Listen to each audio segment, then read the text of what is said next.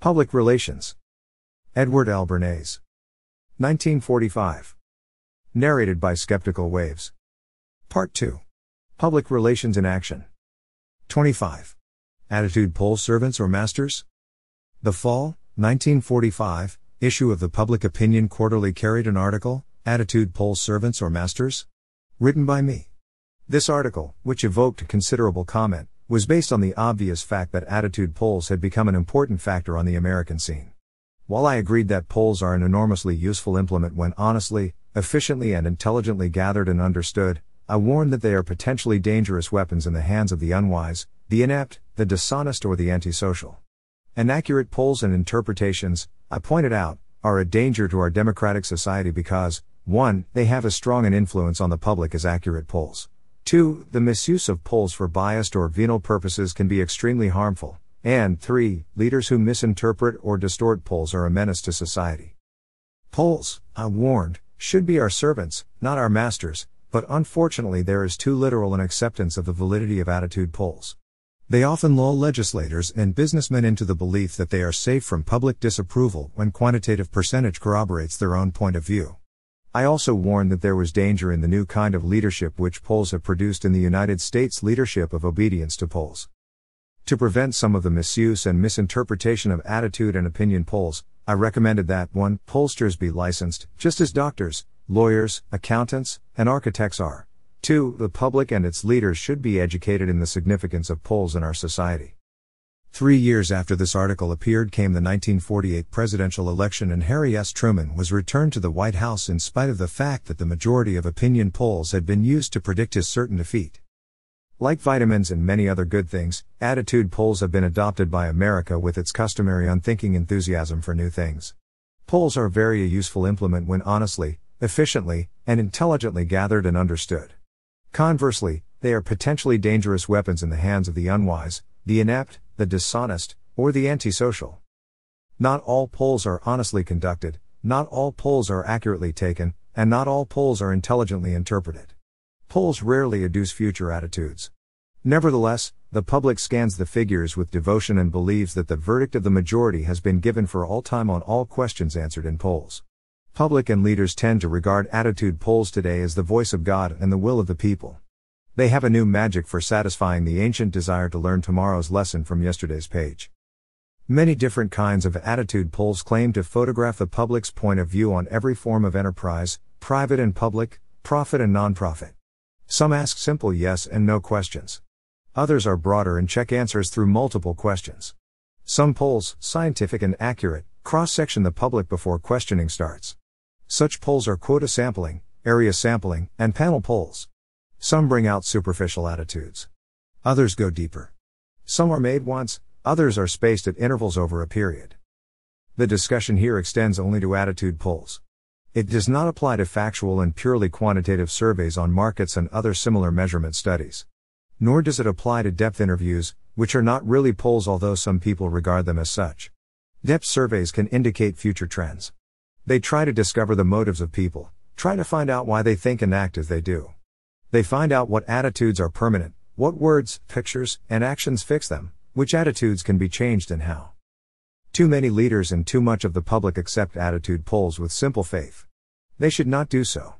The value of polls lies in interpretation as well as in their statistical accuracy. An attitude poll, in itself, conveys no message. Its figures are the raw material. A poll is an index to the future only if the interpreter knows a good deal more than the figures of the poll show in themselves. Millions of Americans do not know that the poll is a flash of light that reveals only a split-second attitude. Polls deserve serious consideration by government, pollster, and the public. We need to define the function of polls, to call attention to the dangers to society of inaccuracy, misinterpretation, misuse and distortion, and to show why polls vary as indices of future action of people. Inaccurate polls and interpretations are a danger to society because 1. Inaccurate polls have as strong an influence on the public as accurate polls. 2. Misuse of polls, for biased or venal purposes by pollsters or by those who hire pollsters, can be extremely harmful. 3. Leaders who misinterpret and distort polls in dealing with the public are a menace to society. The basic danger. There is too literal an acceptance of the validity of attitude polls. Many people believe that, when a poll shows 51% of the public favoring a proposition, this is the will of the public. This belief by leader and public tends to eliminate traditionally democratic ways of making decisions by accommodation and adjustment of the points of view of majority and minority groups. Formerly, decisions were usually arrived at in the open through discussion and compromise. Today, the poll has muffled dissenting voices. That is a real danger to our democratic way of arriving at conclusions. Even inaccurate and inept attitude polls influence the public. One case illustrates this point dramatically. The effect of an inaccurate election poll on the fortunes of a defeated political party was summed up by its chairman in a telegram to Governor Dewey. The poll was taken by the New York Daily News. The telegram was sent by the Liberal Party. On October 15, the news poll erroneously predicted a vote of over 70% for Mr. O'Dwyer. The actual vote was 57.3%. From that day on, the campaign for good government was over for all practical purposes. Morale sagged, workers disappeared, and revenue stopped. But such a danger exists not only in the case of the inaccurate polls. It is equally strong in the case of accurate ones. In the Jeffries-Frankenstein election of 1945, the undue influence of polls was dramatically brought before the public. The Opinion Research Corporation had been hired by a private party under contract to make an attitude poll of the chances of election of the two candidates. The Detroit Free Press got hold of the poll and published it. It showed that an overwhelming percentage of the Negroes in Detroit favored Frankenstein, who later charged that the poll adversely affected his election because of this showing. There are dangers from the use of stacked, false, phony polls for biased or venal purposes. Polls are a temptation to pollsters or to groups which, lacking a sense of social responsibility and knowing the credence the public gives to polls, use them for their own ends. Polls versus leaders. Attitude polls often lull legislators and businessmen into the belief that they are safe from public disapproval when quantitative percentage corroborates their own view. They do not think of public opinion as subject to change without notice, and hence disregard such a possibility. They do not consider the passive or hidden points of view as important. This attitude may lead to explosions later on when minority opinions become articulate, active, and overt and come suddenly into open conflict with majority opinion. Discussions are important in making decisions in the broad public interest. There is, too, danger in the new kind of leadership that polls have produced in the United States: leadership of obedience to polls. Correct polls must be carefully used for a number of reasons. 1. Attitude polls exercise so strong an influence upon the public as often to discourage use of sound democratic methods of reaching important decisions. 2. Society suffers when polls inhibit leaders from independent thinking, from anticipating change, or from preparing the public for change. 3. Polls exert pressure that may place society under what Jefferson called the tyranny of the majority and throttle progressive minority ideas. We are no longer led by men. We are led around by the polls. The obligation of democratic leadership, whether in business or politics, is to inform and educate public opinion toward progress and to make decisions on a more careful basis than merely a numerical count. Attitude polls have become deciding factors in politics, the arts, business, and, in fact, every phase of our life. A situation such as this leaves the public unprepared for change because the leaders who should do so do not prepare the public for change. We know that attitudes are changed very quickly by planned action or by unplanned events, even though developmental change is usually slow. The people who pin their faith on the permanency of attitudes as shown by polls, believing they are accurate forecasts, are often misled. Social, industrial, and political leaders who follow the polls follow the past instead of advancing to the future. Society suffers. Because their true value is distorted in the public mind, polls may also destroy progressive action of many kinds by intimidating leaders. They prevent the overcautious from proceeding along progressive lines. Some leaders, so-called, examine the figures and obey them. If there is a 70% poll vote in favor of a product, a traffic regulation, a proposed congressional bill, the poll makes up the leaders' minds. Their reason for bowing to the poll is very simple. Why should they stick their necks out by going against what seems to be majority opinion? I do not mean that the true leader follows his public. By and large, real leaders in our national life are almost invariably ahead of their followers. But pseudo-leaders, who in most cases actually are followers, are encouraged by the polls to continue as followers. The present belief that polls show a permanent public opinion helps to maintain the status quo. Certainly in a fast-moving world this is a dead weight. Majorities must be stimulated and educated to move ahead. The danger to society in destroying initiative is self-evident. But while the attitude polls carry these dangers with them, scientifically planned polls, carried out within the limits of present-day knowledge, may be accurate in forecasting actions. They can forecast elections. 5 of them, for instance, forecast the outcome of the 1944 presidential race with deviations of less than 2% from the actual popular vote. Like an iceberg. It is a far cry from polls of this kind to polls collecting public attitudes toward billboard advertising, radio commercials, or child labor. For such polls to have meaning, figures must be studied and interpreted in the light of a broader analysis of public trends, counterdrives, and significant events. The voice of the people, which pollsters say is expressed in attitude polls, is rarely the unchangeable voice of the people. Public opinion is like an iceberg. The visible portion is the expressed attitudes, but the submerged portion of public opinion is sometimes potentially the more powerful. The scientific poll is a count of the public's current feelings. When it only attempts to reveal public reaction at the moment when the count is taken, it can be useful. It can serve as a tool of leadership. It may aid in making plans, in attempting to strengthen public attitudes or to change them. Socially minded leaders try to know what public attitudes are at a given moment. With this knowledge, they can plan to educate the public on the value of new customs, new attitudes, or they can help to preserve present ones. When I referred to leadership, I meant democratic leadership through democratic methods, through education, through persuasion, not leadership by threat, intimidation, force, or hypocrisy as practiced in authoritarian regimes. In politics, democratic progress is achieved through the interaction of individuals and groups led by individuals toward a common decision. A leader in America can proceed no faster than his followers want to follow him. The true function of attitude polls, then, is to be a tool to help leaders fulfill their democratic function in business or politics. For the public, the poll should be simply a thermometer. It shows the temperature at the moment of taking. Most attitudes are subject to change through outside pressure.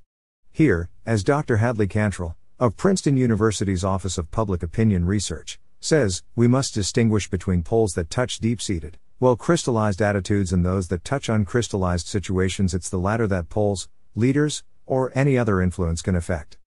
To interpret a poll from figures alone is like diagnosing a patient's illness only by reading the thermometer. Even readings taken over a period of time are ineffective in polls. The figures may remain stable for a while and lead to a wrong interpretation, namely, forecasting by projecting stable attitudes into the future. Actually, the public may be apathetic toward or ignorant of a condition. Tomorrow they may learn new facts that may change their attitude. Public attitudes as shown by polls, although well defined at any given moment, may vary upwards or downwards when words, pictures, and actions are used to change these attitudes. Or the attitudes may be maintained when words, pictures, and actions intensify present attitudes. When the United States destroyer Panay was sunk by the Japanese before the war, negative attitudes toward Japan in the United States moved up sharply overnight. Likewise, to cite another example, publicity given to one botulinus death from an olive changed attitude swiftly from favorable to unfavorable. Again, when Sonia Henney wore white leather skating shoes in a motion picture, thousands of girls rushed to buy white skating shoes instead of the traditional black ones. Authority or factual evidence dramatically presented may modify attitudes. So may effective reasoning or persuasion appealing to tradition or emotion. Pollsters recognize this fact, but, nevertheless, too many people regard attitude polls as if they showed unchangeable attitudes. The why. What are some of the psychological reasons why attitude polls vary as indices of future action of the people? Why do they not fill the functions that leaders and people think they do, and why do they need to be judiciously interpreted? The psychological factors I am going to discuss are, of course, obvious. I mention them because they indicate how one can get a mass opinion that is not really valid, but nevertheless can exert a powerful influence.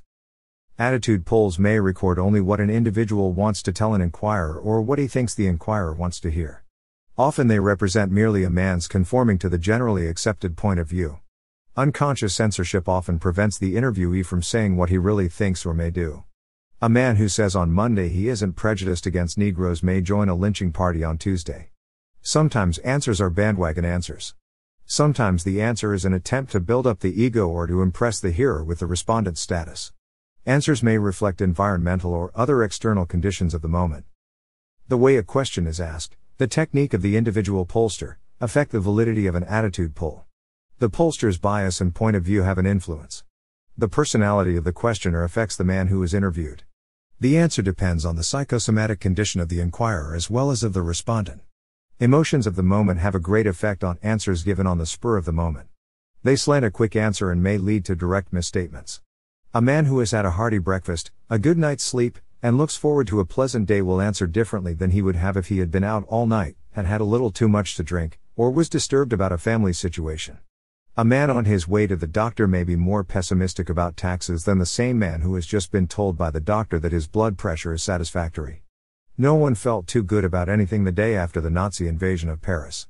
Such widespread moods don't cancel one another out, and so the law of averages does not always apply.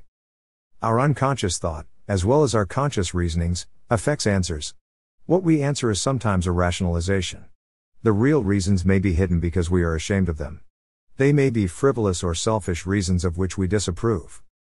Many people are neurotic. Their answers may reflect their inner struggle with themselves and may not show their real point of view. For any number of reasons, glandular, psychological, social, we may avoid a considered answer on the spur of the moment. All these factors affect any attitude poll. Some attitude polls give only a quantitative measurement based on yes and no answers. These do not show whether a man will change his point of view or not, or why, because they do not show intensity of attitude. The intensity with which an attitude is held indicates the potential of change. That is why so many polls are poor guides to anything but the thought of the moment. That is why the attitudes presented by polls may change tomorrow or the next day. 2 recommendations. What can be done to prevent some of the misuse, the distortions and misinterpretations of polls? Here are 2 recommendations. I believe they deserve discussion and action. 1. Licenses should be required for the practice of polling. Every sound practitioner undoubtedly would welcome such a step. The people, as represented by their state or national government, ensure themselves against malpractice of any profession fraught with the public interest. This is done in the case of doctors, lawyers, accountants, and architects by setting up standards of character and educational qualifications before an individual is permitted to practice. Self-regulation has been practiced by many professions, and it can be set up in the polling profession. The suggestion has been made that this might be done by a non-governmental body taking over supervision of pollsters. This is possible, but it is doubtful whether a private organization would have the authority in the public mind that government would to eliminate phony, stacked, venal, dishonest, and inaccurate polls. 2. Educational activities, aimed at public and leaders, must be carried on to acquaint them with the significance of polls in our society. They should be given facts and points of view about polls, so that they can appraise polls correctly and in that way prevent dangers to society. Releases about polls should discuss weighting, if there has been any, and they should give the facts and figures of regional or sectional divisions in order to allow a better understanding of the many constituent groups that enter into majority action. Polls then will fill the sound democratic purpose of helping make decisions represent the accommodation of many views, rather than a majority opinion overwhelming all other points of view.